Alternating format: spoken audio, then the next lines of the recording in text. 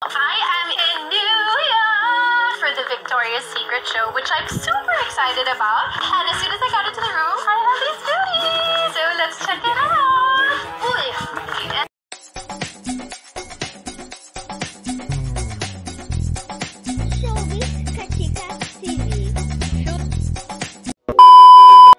Hello mga kachika! Matapos nga ang very hectic schedule ng ating Diyosa na si Diyosa Ann Curtis sa Paris Fashion Week noong nakaraang linggo, siya naman nga ay lumipad papuntang New York City para naman daw masaksihan ng personal ang Victoria's Secret Show.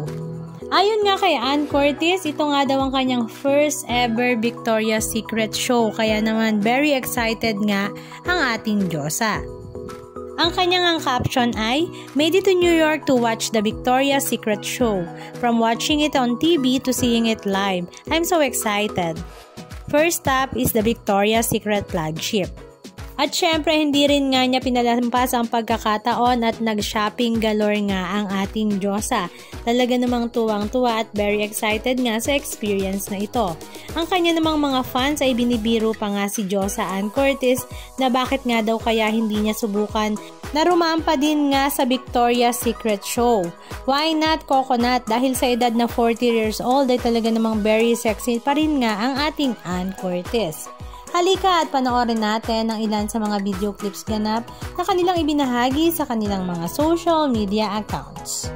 You guys probably know I am in New York for the Victoria's Secret show, which I'm super excited about. And as soon as I got into the room, I have these goodies. So let's check it out. Uy, inside.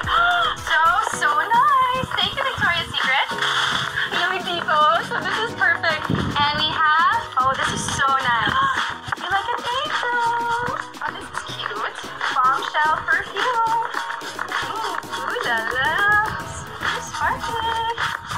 Cute. Custard chocolate. And we have pajamas and shimmer lotion. A welcome card from the Victoria's Secret International. I am so excited to be here and I can't wait to see the show happening tonight. Thank you.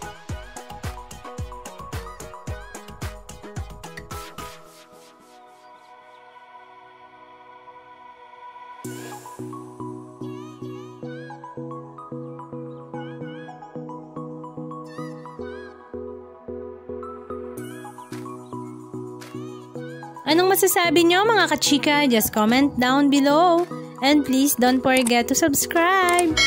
Thank you!